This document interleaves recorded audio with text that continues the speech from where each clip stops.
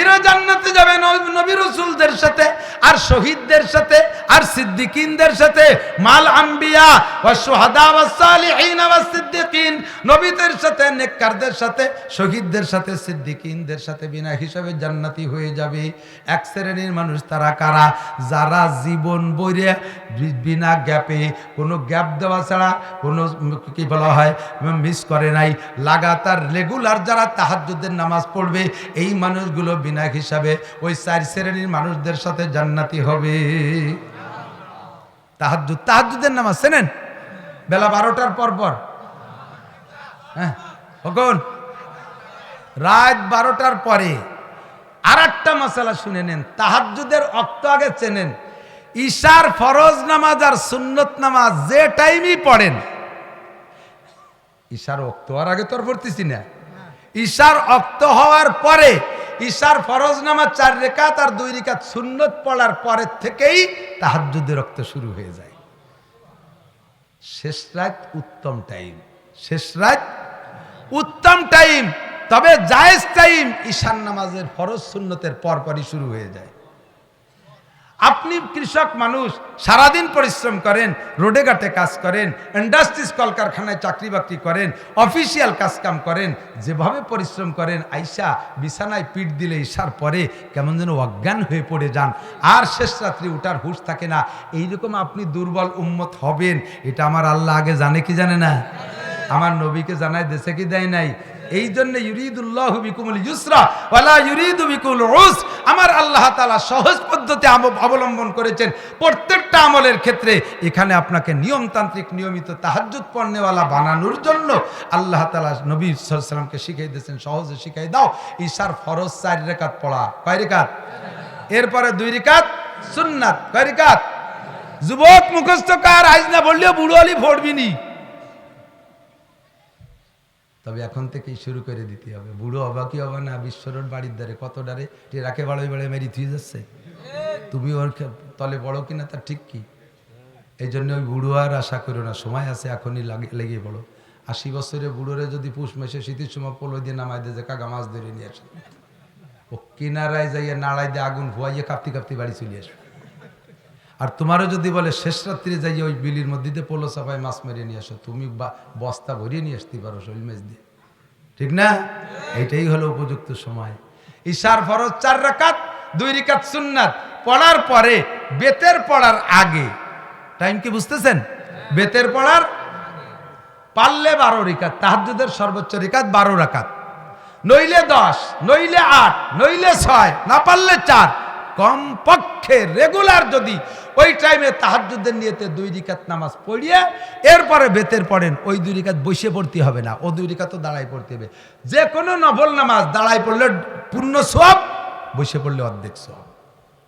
কয় যে হালকি নামাজ বসে পড়তে, এই হালকি নামাজ হলো পালকির মধ্যে মশলা, চুলোর ভিটির ভিটি গিয়ে মশলা ওয়ায় ময়দানে করার মতো না। যে কোনো নামাজ দাঁড়ায় পড়লে পূর্ণ সওয়াব, বসে পড়লে অর্ধেক। আর ফরজ আর ওয়াজিব নামাজ সুস্থ শরীরে দাঁড়ায় বসে পড়লে হবেই না। সুস্থ শরীরে যার দাঁড়ানোর ক্ষমতা আছে সে বসে পড়লে হবেই না, হবেই না, হবেই না। যাদের দাঁড়ানোর ক্ষমতা, ওই তো মাঝে অস্ত্র সবই ইউটিউবে চলে আসে, চেয়ারম্যান হয়েছে মসজিদে, আছে নাকি চেয়ারম্যান? এদিকে আছে না চেয়ারম্যান? ভোট লাগে না, বিনি ভোটে চেয়ারম্যান। কোন কোন মসজিদে সামনের কাতারে মানে হাই পার্সন সবই চেয়ারম্যান, পাশার সাথে চেয়ার একটা লাগাই নিয়ে যায়, ওনাকে চেয়ারের কাতার এক পাশে গাদি দিয়ে থুয়ে ভিড়ে কড়কড় কড়কড় করে ভাগ করতে তাহলে আছে না? নাই সারা দেশ ভরে টোটো নিয়ে বেড়াও, আইটিয়া মসজিদে আসলে তুমি বঙ্গু সাজো, মসজিদে এসে দাঁড়াই রয়েছে 10 মিনিট, তাতে অসুবিধা হয় না। আইসে চেয়ার তুমি রুকুও দিতে পারো, প্রমাণ তোমার হাতের মোবাইল পড়ে গেছে, খুঁজোই উঠে লিয়া, মোবাইল পড়ে গেলি বেড়া কি তাকে পাউ দিয়ে খুঁচাই উঠেনি, খুঁজোয়ে ধরে না, তাহলে রুকুও দিতে পারো। তা তুমি শুরুতে যে চেয়ার পেতে বসো কে ভঙ্গি শেখছো বাপ? হ্যাঁ, জীবন ভরে যে লোকটা নামাজ পড়ে আমার বিশ্বাস আল্লাহ পাক তাকে এই বিপদে ফেলাবেন। আরে ইশারা ইঙ্গিতে সিজদা রুকু দিবা, ওতে মজা পাওয়া যায় না। কপালটা আল্লাহর জন্যই, মাটিতে লাগালি যে স্বাদ লাগে, কর না কেন? ওই চোখ দিয়ে ভঙ্গি ভাঙ্গা হলে সেই স্বাদ পাওয়া যায়? আল্লাহর কুদরতি কদমে কপালটা লাগাইলে যে তৃপ্তি আর মজা ওই চেয়ারে বসে বিলিক বিলিক করলে হয় না, ঠিক না? হ্যাঁ, তবে লাইসা আলাল মারিযে হারাজুন, কোরআন শরীফে সব তাই আছে। অসুস্থ হলে আপনি যেভাবে পারেন চেয়ারে পড়েন, বসিয়ে পড়েন, শুয়ে পড়েন, খালি দাঁড়াইয়ে পড়েন, কোনো সমস্যা নাই, রুগীর কোনো মাসালা নাই। কিন্তু আপনি রুগী কি না এটা আগে জানেন। জীবন বরিয়া গুড়াইতে নামাজ পড়ে নাই, বুড়োকালে ঠেলাই পড়ে হজ করে আইছে, এখন আজি সাহেব আল হাজ আজিতে আল্লাহ গাই আইছে। নামাজ না বললে মানসি কি কয়, আল্লাহ যা কয় কো মানসি কি কয়। এই নামাজ হলো মানসি কি কয় নামাজ, এ নামাজ শিরিক নামাজ। এ নামাজ কি নামাজ? শিরিক নামাজ। নামাজ হবে মানসি কি কয় সেজন্য না আল্লাহ কি কয় সেজন্য, তাই না? এখন নামাজ পড়তে গেছে যে কারণে হোক যায়, কিন্তু গিরিয়ে গুড়ি সব গেছে টাইট হইয়া। একটা মেশিন, নতুন মেশিন আইনে স্টার্ট দিলে চালাইতে থাকবেন রেগুলার, এক হাতে স্টার্ট দিলে মেশিন নষ্ট খুব কম হয়। সে একজন 12 জনের স্টার্ট দিয়ে লিবার মেশিন নষ্ট হয়। স্টার্ট দেবেন, এক কিক মারছেন, স্টার্ট হয়ে গেছে। এভাবে চালাইতে তালে আছেন, ইঞ্জিনের পার্সপাতি সব সুন্দর। নতুন মেশিন কিনে আইলিয়ে থুয়ে দিয়েছেন 30 বছর, ঘরে বাইকশোর মধ্যে নাড়াচাড়া নাই, ওর মধ্যে গিরিশ মিরিশ যেহানে যা আছে শুয়ে জইয়ে টাইট হয়ে গেছে, হ্যান্ডেল বাদে টান দিয়েছে, কড়কড় করে উঠছে। মেশিন কায় কাগা আসি আর দিন বসে পড়ি, আর ভাবতেছি না। তোমার জীবনটা 14 বছর বয়সে সাবালে গেছে, নিউ মেশিন দিয়েছে আল্লাহ, ওই মেশিনটা কাজে লাগাও নাই, ওর গিরিশ মিরিশ হাঁটু মাটুর মধ্যে যা যা ছিল সব জমিয়ে টাইট হয়ে গেছে। শেষে বুড়ো কালে আল্লাহ হয়ে যাচ্ছে, চেয়ারে রুমের তাই মূর্তি বসে রয়েছে ফিরতি মিয়া।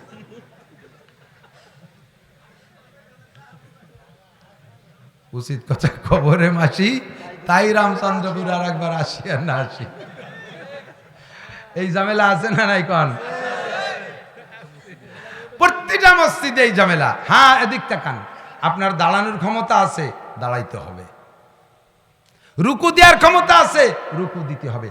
অসুস্থতা হ্যাঁ আছে অবশ্যই, আপনার মাজায় ব্যথা, এখানে ব্যথা ভাজ হয় না, নিচেই জাতি পাচ্ছেন না, তাহলে দাঁড়াইতেই হবে, রুকুটাও দিতে হবে। সিজদায় জাতি পাচ্ছেন না, ওই সময় পাশার কাছে চেয়ার থাকবে, ওই সিজদার টুক বাকি টুক চেয়ারে বসবেন। যে লোকটা দাঁড়াতে পারে, রুকুও দিতে পারে, ওই লোকটা শুরু থেকেই যদি চেয়ারে বসে নামাজ পড়ে, এইভাবে যত নামাজ পড়ছে, ও নামাজ হয় নাই, ও নামাজ হয় নাই, ও নামাজকে আবারও পড়িতে হইবে। না মানলে আমার কি, ফমান শাফাল্লুমিন ওমান শাফাল্লাকুর, আমার দায়িত্ব ছিল কয়ে যা, না কলিপারা কিয়ামতে আল্লাহ আমারে দোলাই দেবে, আমি সেই বইতে কয়ে দিয়ে গেলাম। মানামানি আপনার ব্যাপার। আর একটা কথা জানেন, এই চেয়ারে আপনি সবসময় কিন্তু বসে থাকেন না। আপনি বাড়ি যাইয়ে চাষি ভাত দেশে দিয়ে বাটি বিছে, সে জায়গা দিয়ে নিচেই বসে খাইছেন, কথা কয় না? কয় বাড়ি চেয়ার টেবিল আছে। আমাদের কাশিরি হুজুর রহমতুল্লাহ আলাইহি বলতেন, একটা ঘটনার প্রেক্ষিতে বললেন, ঘটনা পিছনে টুক থাক। উনি বলেন যে এক গাছি, তাল গাছ কাটা গাছি আছে না, তাইলিও গাছি, পানি দেন যে টুক আছে, তাইলিও গাছি, তো জীবনেও কোনো দিন বাইরে যায় নাই। তাল গাছ কাটে সিজনে, ঢিলেগুলো নামাইয়া তাল গাছ কাটা শেষ হয়ে গেলে ঘরের ডুয়ার গোড়ায় উবুর করে একটা ফিটির পরে একটা এভাবে সাজাইতো না, উবুর করে আবার পরের সিজনে ওর মধ্যে দিয়ে ট্রাই করে দেখে ফাটছে ফাটছে নাকি, যেটা ভালো আছে ওইটা আবার কাজে লাগায়। তো সারা আষাঢ়িয়ে গন ওই ওই তাইলে ঢিলের উপর দিয়ে যায়।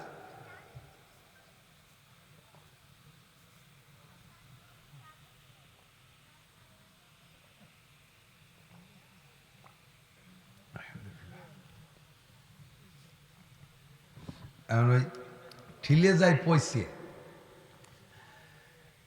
এই সিজনের শেষে ফিরে সিজনের আগে ঠিলে তো রয়েছে সব দুয়ার গোড়ায়।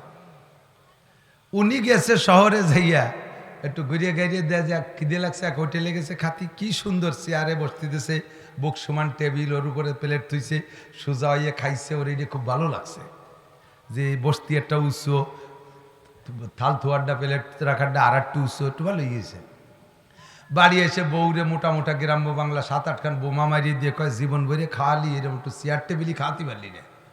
তোমার চেয়ার টেবিল আসেনি, তুমি বানাইছো নাকি, তোমার খাওয়াবো চেয়ার টেবিলই, একটা কিছু ব্যবস্থা কর, আমি আরো নিচে খাতে পারবো না। মহিলা দৌড়ে যাইয়ে তাইলে ঠিলে 6টা নিয়ে আইছে, দুটে দিয়ে চেয়ার বানাই দিচ্ছে আর 3টে দিয়ে টেবিল বানাই দিচ্ছে। তো টেবিল 3টের পর রয়েছিল প্লেট, অত আর বাড়ি ভার না। ও যেটা যে 2টের পর বইছে মুড়মুড় করে ভাঙ্গি একেবারে ফাঁসা কায়দা মতো কাটা কাটছে। কাটাকুটো খেয়ে কয়েন না হয় না, এটি চেয়ারে বসা যায় না। তুমি যে ক্লাসের মানুষ, তোমার চেয়ার টেবিল সেই ক্লাসের। কয়দিন তুমি চেয়ার টেবিলই খাইছো, যাই সে চেয়ার টেবিল চাও? জীবন ভরে খাইছো পাটি, তুই পাটি বিছাইয়া আজও বাড়ি যে পাটি বিছে ভাত খাওয়া। মসজিদে আসলে চেয়ার টেবিল লাগে কে? সিজদা দাও, সামনে টেবিল একখান বানাই, কুয়োরা বাদ দাও, যাইয়া অনায়াসে আস্তে আস্তে আস্তে আস্তে কষ্ট করে বসবেন, কষ্ট করে বসবেন। যার রুকুর থেকে নিচে সিজদায় যাইতে উঠতে বসতে কষ্ট হয়, ওই লোকটা যদি শুরুতে আস্তে আস্তে কোনো মতে বসতে পারেন, তাহলে আপনি চেয়ারে বসে নামাজ পড়ার চাইতে নিচেই বসিয়া হাঁটুতে রুকু দিয়ে কপালটা যদি মাটিতে লাগায় সিজদা দিয়ে পড়তে পারেন, আপনার এই নামাজটা ওই চেয়ারে বসা নামাজের চাইতে বেশি গুরুত্বপূর্ণ। এটা বেশি সুন্দর হবে। আপনি বসে ওইভাবে নামাজ পড়বেন, মাটিতে বসে, নিচেই বসে। কথা কি বুঝে আসছে নাকি? কষ্ট হয়েছে? তাহলে একটা আমল শিখিয়ে দিতে পারলাম তো, মনে আছে? তাহাজ্জুদ কখন বলেন? ইশার ফরজ সুন্নতের পরে, বেতেরের আগে। আমল করা যাবে না ইনশাআল্লাহ? সহজ হয়েছে কি হয় নাই? ইনশাআল্লাহ আগামী বছরের তো শুরু করব। হ্যাঁ, যে আগামী ঈশার থেকে ইনশাআল্লাহ। আল্লাহ তুমি সবাই কবুল করো। আল্লাহ কালকে ঈশার আগে যেন কেউ না মরে। ঈশার পরে মূর্তি কইছি নি তাই বলিয়ে, তো কমপক্ষে একদিনের তাহাজ্জুদ পড়ি, তাতে আল্লাহ বসবে যে অভ্যাস করে বেলাইছিল, শুরু করে দিছে। বিগত জীবনে সবগুলো আল্লাহ তাআলা এই ক্লাসের তাহাজ্জুদে লিখে দেবে। একটা সহজ আমল হলো কিনা? আমার মা বোনরা আমল করবেন। এখন কথা হলো যে হুজুর তাহাজ্জুদ শুনছে জীবন ভরে শেষ রাত্রি, সন্ধ্যে রাত্রি বললে হবে কে? আমি তো আগেই বলে নিছি যে তাহাজ্জুদের রক্ত হলো ঈশার নামাজের পর থেকে শুরু হয়। তবে বিষয় হলো যে এই রাত্রের তাহাজ্জুদ আর ওই রাত্রের তাহাজ্জুদ, দুই তাহাজ্জুদের পার্থক্য হলো স্বাদের পার্থক্য, মজার পার্থক্য। রুগীর যদি জন্ডিস হয়, জন্ডিসের রুগীরে ডাক্তাররা কবিরাজরা কয় যে আখের রস খাওয়াবেন। কিসের রস? আখের রস। এখন কুশরীর রস, এই কুশরের রস খাওয়াতে কয়। কুশের সাবাই খালি ভালো হয়, এখন না মেশিনি গাড়ি ঘুরে দেয়, আগে তো সামলাই কামড়াই খাইতো। এখন কয়ে দেই নেই যে কুশরীর আগালির রস না গোড়ার রস। পুরো কুশরীর যে কোনো জায়গার রস খালি জন্ডিস সারে, জন্ডিস সারে। আগার রস খালিও সারে, গুড়ার রস খালিও সারে। কিন্তু আগার রস বের করতে সহজ, আগা নরম, তো স্বাদ কম, তবে জন্ডিস সারে। আগার রস নরম, বের করতে সহজ, স্বাদ কম, কিন্তু জন্ডিস সারে। আর গুড়ার রস বের করতে কঠিন, স্বাদও বেশি, তবে জন্ডিস তাতেও সারে। গুড়ার রস বের করতে কঠিন, স্বাদও বেশি। আগার রস বের করতে সহজ, স্বাদ কম, যদিও জন্ডিস দুই জায়গাতেই সারে। কতক্ষণ? সন্ধ্যা রাত্রি তাহাজ্জুদ, আগার রস বের করতে সহজ, স্বাদ কম, তবে জন্ডিস সারে। শেষ রাত্রি তাহাজ্জুদ বিছান ছেড়ে উঠে পড়তে কষ্ট হয়, এটা গুড়ার রস বের করতে কষ্ট, তবে শেষ রাত্রি তাহাজ্জুদে মজা বেশি। সব ঘুম আমি তাহাজ্জুদ পড়ে লা ইলাহা ইল্লাল্লাহ, লা ইলাহা ইল্লাল্লাহ, पर्दाए हस्ती अगर सूजी बना रे ला इला आजमा बे पर्दाबीनी नूरे इल्लल्लाहरा। শেষ রাত্রি তাহাজ্জুদে, তাহাজ্জুদের পরে যদি আপনি জিকির করেন, লা ইলাহা করে টান মারবেন, ইল্লাল্লাহ বলার আগে আল্লাহর মাঝে আর আপনার মাঝের পর্দা আল্লাহ সরাই নিয়ে যাবে। আপনি চক্ষু বন্ধ করে আল্লাহকে দেখতে পারবেন। গুড়ার রস বের করতে একটু কষ্ট, কিন্তু স্বাদ বেশি। এই হলো শেষ রাত্রি তাহাজ্জুদ আর সন্ধ্যা রাত্রি তাহাজ্জুদের পার্থক্য। তবে জীবনেও কোনোদিন দাঁত যার নরম হয়ে গেছে, সে তো গুড়ার রস বাড়ি খাতেই পারবে না। কোনো মতে আগারে একটু আইলিও বাড়ি সাবানি দিয়ে একটু শিশিয়ে মিশিয়ে একটু পাটাই গুতো ইয়েলি তো কাজ আছে। কাজেই আমরা দুর্বল পার্টি, আমরা কমপক্ষে একটু আগার রস খাবো। নিয়ত করা যাবে না ইনশাআল্লাহ? নিয়ত করা যাবে তো? 10টা মানুষ যদি তাহাজ্জুদের এই অভ্যস্ত হয়ে যান, আমি নাসিরের আজকের ওয়াজে আমি সার্থক। হুয়াল্লাযী বাসা ফিল উম্মিয়িনা রাসূল, উম্মতের জন্য সেই আল্লাহ তাআলা আখেরি উস্তাদ পাঠাইছে রাসূল মিনহুম, তাদেরই মধ্য থেকে। বলেন, আমাদের মধ্য থেকে আমাদের নবীরে পাঠাইছে। বলেন আলহামদুলিল্লাহ। আমরা মানুষ না, আমরা ফেরেশতা? মানুষ। আমাদের বানাইছে কি দিয়া? বলেন কি দিয়া? আমাদের থেকে যদি আমাদের নবী হয় তাহলে নবীরও বানালেন কি দিয়া? কইতে ভয় পাচ্ছেন কে? এটা কি এটা কি এটা কি চলতেছে? এটা কি লাইট না? ওর বডিটা বানাইছে কি দিয়া? প্লাস্টিক দিয়ে। আর ওই যেগুলো আগের বাল্ব ছিল তা বডি বানাইছে কি দিয়ে? কাঁচ দিয়ে। এটি বানাইছে প্লাস্টিক দিয়ে। এখন যদি কেউ একটা প্লাস্টিক ঝুলো, এই জায়গাটা প্লাস্টিক ঝুলাও, অন্ধকার হয়ে গেছে, এটা প্লাস্টিক ঝুলো, তাহলে কি লাইট বোঝা যাবে? অথচ বডি বানাইছে কি দিয়ে? প্লাস্টিক দিয়ে।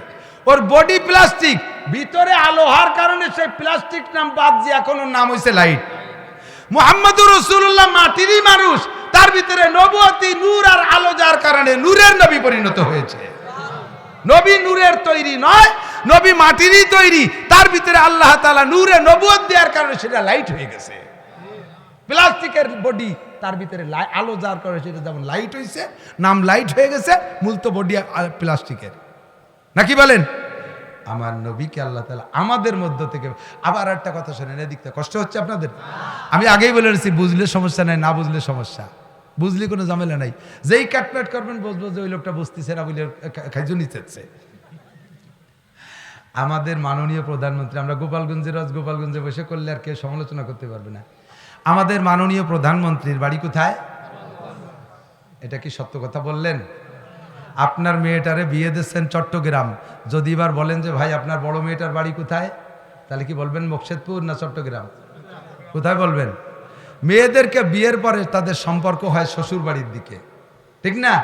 সেই হিসেবে আমাদের মাননীয় প্রধানমন্ত্রীর বাড়ি রংপুর হতে হবে, কিন্তু তা আমরা যাইতে দিচ্ছি না। আমাদের গোপালগঞ্জে টেনে টুনে রাখতে পারলে আমাদের ক্রেডিট বাড়ে, ঠিক না? তাহলে প্রধানমন্ত্রীর মূল বাড়ি ধরতেই হবে রংপুর, তার থেকে ছোট এনে আমাদের গোপালীকে দাম বাড়ানোর জন্য আমরা গোপালগঞ্জের প্রধানমন্ত্রী বলি, বাড়ি টুঙ্গিপাড়া গোপালগঞ্জ বলি। আমিও বলি, আমিও ছাড়তে রাজি না, আমার গোপালগঞ্জের সম্পদ। তো প্রধানমন্ত্রীর বাড়ি রংপুর হওয়ার পরেও যদি জাগতিক ক্রেডিট বাড়ানোর জন্য গোপালগঞ্জে বলে টানাটানি করেন, তাহলে নবিয়ে পাককে যদি নূরের তৈরি বলেন, চলে যায় ফেরেশতাদের কাতারে, আমাদের কোনো দামই থাকে না। আর যদি নবীকে আমাদের মাটির মানুষ বলতে পারি, তাহলে আমাদের দাম ঠিক থাকে। এটা বোঝেন না কে? ভালো করে বোঝেন। হুয়াল্লাযী বাআসা ফিল উম্মিয়িনা রাসূলাম মিনহুম, তোমাদের মধ্য থেকে একজন রাসূল পাঠিয়েছি। বাআসা ফিল উম্মিয়িনা রাসূলাম মিনহুম ইয়াতলু আলাইহিম আয়াতিহি, তোমাদের মাঝে কোরআনে কারীম তিলাওয়াত করে, ওয়া ইউযাক্কিহিম, তোমাদের চরিত্র গঠন, তোমাদের চরিত্র গঠন করে। তোমরা ছিলে লুচ্চা, তোমাদের বানাবে ভালো। তোমরা ছিলে মদখোর, তোমাদের বানাবে দুধখোর। তোমরা ছিলে গাঁজাখোর, ইয়াবাখোর, তোমাদের বানাবে মধুখোর। তোমরা ছিলে মূর্তির সামনে সেবা করতে, তোমাদেরকে আল্লাহর পূজারী বানাবে। তোমরা ছিলে খুন খারাপি করতে, সেখান থেকে তোমরা ভালো হয়ে আসতেছ। ভালো করার জন্য চরিত্র লাগবে আগে।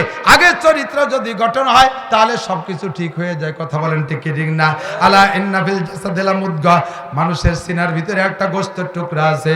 ইজা সালুহাল জাসাদু কুল্লুহু, ওইটা যদি ভালো হয় সারা শরীর ভালো হয়ে যায়। ওইজা ফাসাদাল জাসাদু কুল্লুহু আলা ওয়াহিয়াল কলব, আর ওইটা যদি খারাপ হয় সারা শরীর খারাপ হয়ে যায়। ওইটার নাম হলো হার্ট, ওইটার নাম হলো কলব, ওইটার নাম হলো হৃৎপিণ্ড।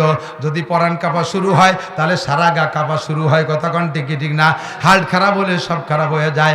এই জন্য আল্লাহর রাসূলকে আল্লাহ পাক পাঠাইছেন ওয়া ইউযাক্কিহিম, তোমাদের চরিত্র গঠন করার জন্য, তোমাদের কলব ভালো করার জন্য, তোমাদের দিল তৈরি করার জন্য। দিল যদি তৈরি হয়ে যায় তাহলে সমস্ত অঙ্গ প্রত্যঙ্গ জায়গায় চলে আসে। হাত তোমার ভালো জায়গা যাবে, খারাপ জায়গা যাবে না। জবানে তোমার পাঠার মতো বকাবকি গালাগালি করবে না। চোখ তোমার টেলিভিশন ভিসিআর দেখতে চাবে না, স্টার জলসা দেখতে চাইবে না। চোখে তোমার রাত 12টার পরে গভীর রাতে যাইয়া ফেসবুকে, ইউটিউবে আর গুগলে সার্চ দিয়া ল্যাংটা ছবি তোমার দেখতে মনে চাইবে না। কারণ তোমার কলব তৈরি হয়ে গেছে। কলবে তোমার চোখের সুতো ধরে টান দিয়ে কলবে তোমার চোখে ফিরাই রাখবে। ওয়াইযাক্কিহিম, তোমাদেরকে তাজকিয়া করে, পরিচ্ছন্ন করে, পবিত্র করে নবী। কথা বলেন ঠিক না? নবীর চাইতে বড় মুজাক্কি, নবীর চাইতে বড় কামেল পীর নেই। এবং নবীর ওই তর্জ তরিকায় আজও আসেন আপনাদের বাড়ির কাছে, বেশি কাছে। আমি আমার ছেলেকেও পাঠাইছিলাম গত 19 তারিখে এই মুফতি আব্দুল গফফার সাহেব হুজুরের কাছে। ও গোপালগঞ্জবাসী, ফরিদপুরবাসী, আমাদের বেশি দূরের পীরের কাছে যাওয়া লাগবে না। পীর ভালো, পীর সহি, এই কথা বোঝার জন্য আপনাকে আমি ছোট্ট একটা সবক দিয়ে যাই। যেই পীরের কাছে বড় বড় আলেমুলামার আনাগুনা বেশি, বুঝবেন যে ওই পীরটা তত বেশি সহি। যেই পীর উম্মতের কাছ থেকে খালি পকেট মারার নিয়ত করে, ওইটা 2 নম্বর পীর। সকালে দেন, বিকেলে দেন, দুপুরে দেন, আসরের নামাজের পরে দেন, মাগরিবের নামাজের পরে দেন, খালি টাকা আর টাকা, বস্তাকে বস্তা। এত লোভ ক্যা? পয়সার এত লোভ ক্যা? উম্মতকে দাও। মুফতি আব্দুল গফফার সাহেবের ওখানে কোনো কালেকশন নাই, ওরকম সকাল সন্ধ্যা 5 ওয়াক্ত কালেকশন করে বেড়ায় না। নামাজের ওক্তে কালেকশন, নামাজ আধা ঘন্টা লেট করে ফেলায় দেয় কালেকশন করতে করতে। আমার মোটে কলিজাই মারায় না, আমি সহ্যই করতে পারি না। ভালো করে মনে রাখবেন, আপনাদের আমাদের তাজকিয়ার জন্য যে জামানা যেমন, সেই জামানার মানুষও সেই জামানার পীরও সেরকম। আমাদের জন্য এখন আর সেই আশরাফ আলী থানভী পাবো না, আব্দুল কাদের জিলানী আমরা আর পাবো না, আবু হানিফা শাফি আহমদ মালিক পাবো না, বুখারী মুসলিম তিরমিজি ওয়ালাদেরকে পাবো না, শামসুল হক ফরিদপুরি আবু সুলতান আমান নানুপুরীকে পাবো না। আমাদের সামনে মুফতি আব্দুল গফফার সাহেব আছে, মুফতি ইসমাতুল্লাহ কাসেমি আছে। ইনরা আমাদের এই জামানার আবু হানিফা। কথা বলেন ঠিক কি ঠিক না? যাইবেন মাসিক মজলিসে, সামনে অক্টোবর মাসের 17 তারিখে আবার মজলিস আছে। আমি আমার ছেলেরে পাঠাইছি, আমি যাইতে সময় পাইনি। আমিও সুযোগ পেলে হুজুরের মজলিসে যাই। ওখানে যাই আপনি তাজকিয়া নফস করবেন, চরিত্র গঠন হবেন। যুবক, তোমরা একটা টিম তৈরি হও। কোন কোন যুবক আছো আগামী 17 তারিখে হুজুরের ওখানে যা নিয়ত করা যেতে পারে, একটা হাতও চাও তো শোনা। তোর টাকা চাবে না, পয়সা চাবে না, তুমি মোটরসাইকেল চালাই যাইয়া সন্ধ্যা মাগরিবের নামাজ পড়বা, তুমি রাতটা থাকবা, ওই যে কোনো ভাবে থাকা হয়ে যাবে। ফজরের পরে আরেকটা বয়ান শুনে হুজুরের খাস মুনাজাত নিয়ে আসবা। একটু হাত জাগাও তো শোনা, কে কে আসো হিম্মত করতে পারো? মুফতি আব্দুল গফফার সাহেবের কাছে নগরকান্দা একেবারে সদরে ব্রিজের উপর যা যাবে ইনশাআল্লাহ, যা যাবে ইনশাআল্লাহ। আল্লাহ কবুল করুক, বলেন আমিন। আরো যাব আর কি ওই জাকিম ওই আল্লিমুহুমুল কিতাব। আমাদের যে নবী, উনি আমাদেরকে কিতাব শিক্ষা দেয়। কি শিক্ষা দেয়? কিতাব শিক্ষা দেয়। কিতাব কি? এলমে কিতাব যত আছে আমাদের উলুমে নবাবী সুন্নতি তরিকায় আমাদের জীবন যাপন করতে কিতাবি এলেম, কোরআনের এলেম আমাদেরকে শিক্ষা দিয়েছে। ওয়াল্লুমুহুমুল কিতাব ওয়াল হিকমা, আমাদেরকে হিকমত শিক্ষা দিয়েছেন, কৌশল শিক্ষা দিয়েছেন, বহুত কিছু শিক্ষা দিয়েছেন, বিজ্ঞান শিক্ষা দিয়েছেন, সায়েন্স শিক্ষা দিয়েছেন, আমাদেরকে মেডিকেল সায়েন্স শিক্ষা দিয়েছেন, প্রযুক্তির যত যা কিছু এর গুণা আমার নবী রেখে গিয়েছেন। সেখান থেকে গবেষণা করে করে তোমরা বের করতে পারো, এটাও হিকমত। এবং আরো হিকমতের যত তর্জমা আছে সব আল্লাহ তাআলা আমাদের সকলকে তৌফিক দান করে, বলেন আমিন। কুরআনিক সুন্নাত শেখার জন্য এখন এই আজকে একদিনে আমি অনেক কিছু শিখাতে পারি নাই, বেশি কিছু শিখাইতে পারি নাই। সুদের থেকে ফেরবেন, রাজি আছেন না ইনশাআল্লাহ? এটা কি হয়তো অধিক টাকা, আমি তো কেবল পাওয়া শুরু করছি। সুদ হালাল না হারাম? আপনারা একটু ফতোয়া দেন, জোরে কন।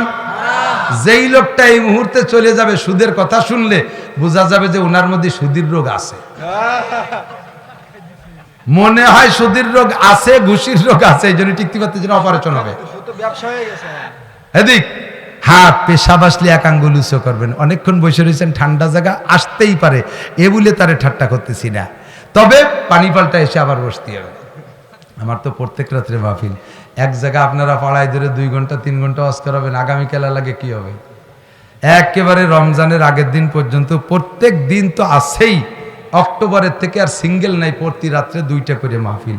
আর বডি তো দেখছেন, স্কাই সামারি বডি কারে, সারা গা গোসালি 2 পোল্ট্রির গোস্ত হবে না। আর আস্তে কথা কতি পারি না, চিল্লে ফাল্লারে কথা কই, গলা গেছে, বসে ছাদ ফাটি যাচ্ছে গরমে। তারপরও 2-3টে রোগের কথা না বলে পারতেছি না। একটা হলো সুদ। সুদখোর সুদ থেকে তওবা করার আগ পর্যন্ত তার নামাজ, রোজা, হজ, যাকাত, তবলিগ, চরমুনাই, দান, খয়রাত, কাবা ঘরের গিলাপ বানায় দিলিও ওর কিচ্ছু কবুল হবে না। সুদখোরের কোন দোয়া কবুল হবে না। সুদখোরের জন্য দোয়া করলেও ঈমান নষ্ট হয়ে যাবে। যে সুদখোর বুঝার পরে এত বড় জঘন্য অপরাধ, মায়ের সাথে প্রত্যেক 1 টাকার বিনিময় 36 বার জিনার গুনাহ। আছে কোন বেয়াদব যে মায়ের সাথে একবারও জিনা করেছে? আমার বিশ্বাস পশুর সাথে জিনা করলেও করতে পারে, তবু মায়ের সাথে আচরণ করে সন্তান করতে পারে, মুসলিম সন্তান করতে পারে না। তুমি প্রতিনিয়ত যারা সুদ খাচ্ছ বা দিচ্ছ, তারা প্রতিনিয়ত মায়ের সাথে প্রত্যেক 1 টাকার বিনিময়ে 36 বার জিনা করতেছো।